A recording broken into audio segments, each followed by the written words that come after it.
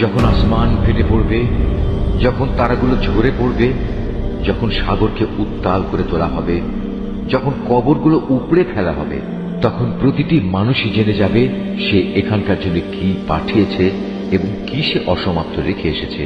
হে মানুষ, কোন জিনিসটি তোমাকে তোমার মহামহিম মালিকের ব্যাপারে ধোকায় ফেলে রাখল? যিনি তোমাকে সৃষ্টি করেছেন, অতঃপর তিনি তোমাকে সোজা দাঁড় করিয়েছেন এবং তোমাকে সুবিন্যস্ত করেছেন। তিনি যেভাবে চেয়েছেন সে আঙ্গিকেই তোমাকে গঠন করেছেন। না একই তোমরা শেষ বিচারের দিনটিকে অস্বীকার করছো, অথচ তোমাদের উপর পাহারাদার নিযুক্ত করা আছে। এরা হচ্ছেন সম্মানিত লেখক, যারা জানে তোমরা যা কিছু করছো।